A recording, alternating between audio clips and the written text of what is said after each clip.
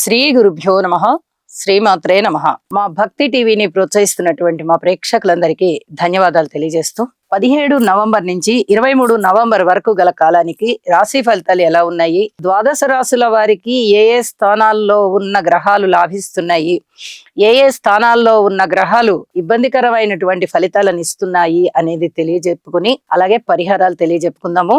ముందుగా గ్రహ స్థితులు. వృషభంలో చంద్ర గురులు, కర్కాటకంలో కుజుడు, అలాగే కన్యలో కేతువు, వృశ్చిక రాశిలో రవి బుధులు, ధనస్సు రాశిలో శుక్రుడు, కుంభరాశిలో శనిగారు, ఇక రాహు వచ్చేసి మీన రాశిలో. వారాంతానికి వెళ్ళేటప్పటికి 23వ తేదీన చంద్రుని యొక్క స్థితి మాత్రమే మారి ఉన్న కారణంగా గ్రహ స్థితులన్నీ కూడా వార ప్రారంభంలో ఉన్నటువంటి గ్రహాల స్థితులు వాటి రాశుల్లోనే సంచరిస్తూ ఉన్న కారణం చేత ఇక గ్రహ సంచారంలో ఎక్కువగా మార్పు లేదు అని చెప్పి తెలియచేస్తూ ఉన్నాను.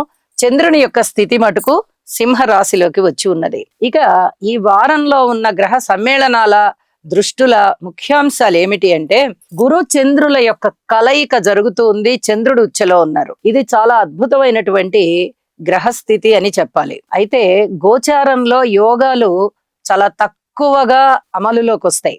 జన్మజాతకంలో కూడా ఆ యోగాలు ఉన్న వాళ్ళకి లేదా ఆ దోషాలు ఉన్న వాళ్ళకి దాని ఎఫెక్ట్ మంచిగాని చెడుగాని చక్కగా స్పష్టంగా పడుతూ ఉంటుంది. అయితే ఈ గురుచంద్రుల కలయిక చాలా చాలా మంచిది. గజకేసరి యోగం కాబట్టి జన్మజాతకంలో అది చాలా అద్భుతమైనటువంటి ఫలితాలను ఇస్తుంది. అలాగే రవి బుధుల కలయిక బుధ ఆదిత్య యోగాన్ని తెలియజెప్తూ ఈ యోగము ఎక్కడ ఉన్నా ఏ రాశిలో ఉన్నా కూడా మంచి ఫలితాన్నే ఇస్తుంది అని చెప్పి తెలియజేస్తూ ఉన్నాను. ముఖ్యంగా ధన ఆదాయం బాగుండడము, అలాగే బంధు ప్రేమ బాగుండడము, ఈ గజకేసరి యోగం వల్ల ధన ఆదాయం బాగుండడము, అలాగే పరువు ప్రతిష్టలు పెరగడము ఇట్లాంటివి ఉండే అవకాశం ఉంది. ఇక గురువు గారి దృష్టి కేతువు మీద సంచరిస్తూ ఉన్న కారణం చేత అద్భుతమైనటువంటి ఆధ్యాత్మిక శక్తి పెరుగుతుంది. అలాగే గురువు యొక్క దృష్టి రవి బుధుల మీద ఉండడం వల్ల అడ్మినిస్ట్రేషన్ కెపాసిటీ పెరగడము, లాంగ్వేజెస్ కి సంబంధించి, రీసెర్చ్ కి సంబంధించి, చక్కగా స్కాలర్స్ కి సంబంధించి, ఉపన్యాసకులకు సంబంధించి, ప్రొఫెసర్స్ కి సంబంధించి ఇత్యాది వారందరికీ కూడా వారి వారి యొక్క వృత్తి విద్యలలో రాణింపు చాలా బాగా ఉంటుంది. అలాగే శని గారి యొక్క 10వ దృష్టి రవి బుధుల మీద ఉన్న కారణం చేత ఈ చర్మానికి సంబంధించినటువంటి వ్యాధులు గాని బాధలు గాని కాస్త ఇబ్బంది పెడతాయి అని చెప్పి తెలియజేస్తూ ఉన్నాను. అలాగే డాక్టర్ వృత్తిలో ఉన్న వారికి చాలా బాగుంటుంది. డాక్టర్ విద్యలో ఉన్న వారికి బాగుంటుంది. హాస్పిటల్స్ కి బాగుంటుంది. అలాగే మెడికల్ కి సంబంధించిన ఉత్పత్తులు తయారు చేసేవారు, సప్లై చేసేవారు, వాటికి సంబంధించి వ్యాపార లావాదేవీలు చేసేవారు అందరికీ కూడా ఇది బాగుండేటటువంటి అంశం అని చెప్పి తెలియజేస్తున్నాను. వారాంతంలోకి వచ్చేటప్పటికి శని గారి యొక్క 7వ దృష్టి చంద్రుడి మీద కూడా ఉన్న కారణం చేత కొద్దిగా మానసికమైన వేదన ఉండేటటువంటి అవకాశం ఉంది. ప్రతి చిన్నదానికి ఒత్తిడికి లోనవుతూ ఉంటారు. ఇవన్నీ కూడా చెప్పదగ్గ సూచనలే. అయితే వీటికి తప్పనిసరిగా పరిహారాలు చేసుకోవచ్చు. ఎప్పుడైతే ఈ శని చంద్రుల పరస్పర దృష్టి ఇబ్బంది పెడుతోందో యోగా చేయడం వల్ల చాలా వరకు ఈ మైండ్ అనేది బ్యాలెన్స్ అయ్యి ఆ ఒత్తిడి తగ్గిపోతుంది అని చెప్పి తెలియజేస్తున్నాను. అలాగే రవి బుధ శని గ్రహాల యొక్క స్తోత్రపారాయణాలు బాగా చేసుకోవడం వల్ల ఈ శారీరక పరమైన ఇబ్బందులు ఏమున్నాయో అవి కూడా చాలా వరకు తగ్గుతాయి అని చెప్పి తెలియజేస్తూ ఉన్నాను. ఇక రాసుల్లోకి వెళ్దాము. మకర రాశి. మకర రాశి వారికి 3 గ్రహాల యొక్క అనుకూలత చాలా బాగుంది అని చెప్పి తెలియజెప్పడం జరుగుతోంది. ఇక్కడ లాభస్థానంలో రవి బుధులు బాగున్నారు. అలాగే వ్యయస్థానంలో శుక్రాచార్యులు బాగున్నారు. పంచమ స్థానంలో గురువు గారు కూడా బాగున్నారు. 4 గ్రహాలు చాలా బాగున్నాయని చెప్పాలి.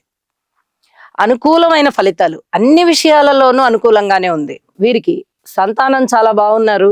లాభాలు చాలా బ్రహ్మాండంగా ఉన్నాయి. అనుకోని విధంగా లాభాలు వచ్చేస్తున్నాయి. మీకు ఎప్పుడెప్పుడో రాని ధనం ఇప్పుడు వస్తుంది. అలాగే పెట్టుబడి పెట్టి ఉన్న ధనం ఏదైతే ఉందో దానికి మంచి లాభాలు వస్తున్నాయి. అలాగే చక్కటి బంగారు ఆభరణాలు, సువర్ణాభరణాలు కొని భద్రపరుస్తారు. ఇక మిగతా విషయాల్లో మటుకు కొంచెం జాగ్రత్తగా ఉండాలి.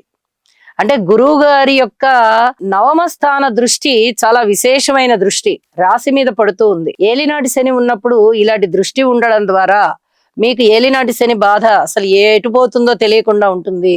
గురువు గారి బలము ఎంతో అదృష్టాన్ని కలగజేస్తుంది. అది ఒక ఆశీస్సు మీకు. అయితే కేవలం 4 గ్రహాలు మాత్రమే బాగున్నాయి. ఈ పంచమంలో గురువు గారు బాగున్నారు. ఇక లాభస్థానంలో 2, వ్యయస్థానంలో 1, మిగతా స్థానాలలో గ్రహాలు అంతగా బాగుండని కారణం చేత నవగ్రహ స్తోత్ర పారాయణ చెయ్యండి. ఏలినాటి శని ప్రభావం ఎంత తక్కువగా ఉన్నప్పటికీ కూడా శనిగారికి ఒక్కసారి ఈ తైలాభిషేకం చేయడం చాలా చాలా మంచిది. కుటుంబంలో ఓర్పు కలిగి ఉండాలి. కుటుంబ సభ్యులందరినీ ఒక తాటి మీదకి తెచ్చుకోవాలి. వివాహాది శుభకార్యాలు కుదరడం మళ్ళీ కొంచెం ఆలస్యం అయ్యేటట్టు కనిపిస్తోంది. అన్నదమ్ముల సహాయ సహకారాలు బాగున్నాయి మీకు.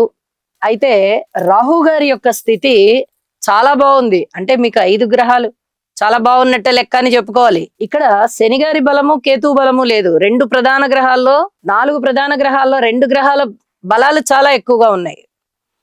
అయితే మీరు నవగ్రహ స్తోత్ర పారాయణ కూడా చేసుకోవడం ద్వారా అనేక రకాలుగా లాభాలను పొందుతారు.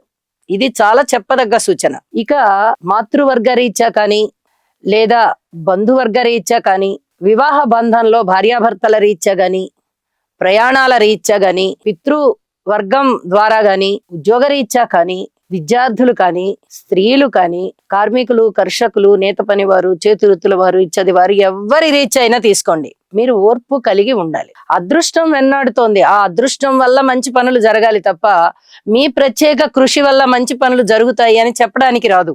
ఎప్పుడైతే రాశి పునీతం అవుతోందో మీకు అదృష్టం వెన్నాడే కాలం అనే చెప్పొచ్చు. కానీ మీ అంతట మీరు ప్రయత్నపూర్వకంగా మాట్లాడి ఎవరికి కూడా వ్యతిరేకం అవ్వద్దు. ఇది ఒక్కటి చెప్పదగ్గ సూచన అని చెప్పడానికే ఇవన్నీ తెలియచెప్తూ ఉన్నాను. అన్ని విషయాలలోనూ జాగ్రత్తగా ఉండండి. మంచి కాలం జరుగుతూ ఉన్న కారణం చేత మీకు మంచి జరుగుతోంది. అయితే ఓర్పు కూడా చాలా అవసరం. ఈ రాసులు ఏవి కూడా అంత పూర్తిగా సత్ఫలితాలను ఇవ్వడం లేదు. అనేక రకాలుగా బాగుంటూ ఉన్నప్పటికీ ఈ రాసుల మీద ఏ దృష్టి దోషాలు కలగబోతూ ఉన్నాయో వాటిని నివారించడం కొరకు మీరు నవగ్రహ స్తోత్ర పారాయణ చేస్తూ భగవంతుణ్ణి ప్రార్థించండి అని మరొకసారి తెలియజేస్తూ, మకర రాశి వారికి ఒక అదృష్టవంతమైన కాలం నడుస్తోంది అనేటటువంటి భరోసా మటుకు మనసులో పెట్టుకోండి. మౌనంగా ఉండండి, వీలైనంత వరకు ఓర్పుగా ఉండండి, చెప్పిన పరిహారాలు పాటించండి, చాలా చక్కటి మనశ్శాంతిని పొందండి, అభివృద్ధిని పొందండి. శుభం.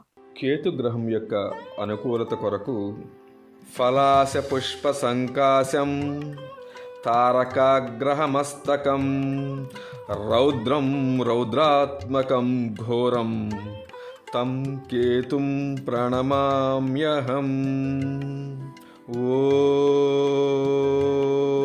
ఓం ప్రాం ప్రీం ప్రౌం సహ కేతవే నమః. ఈ శ్లోకాన్ని పఠించటం వలన గ్రహదోషములు ఏవైతే ఉన్నాయో అవన్నీ కూడా నివారించబడి మానసిక ప్రశాంతత చేకూరి దుఃఖ ఈతి బాధల నివారణ ఏదైతే ఉందో అదంతా కూడా మీకు తప్పగా కలిగే అవకాశం ఉన్నది.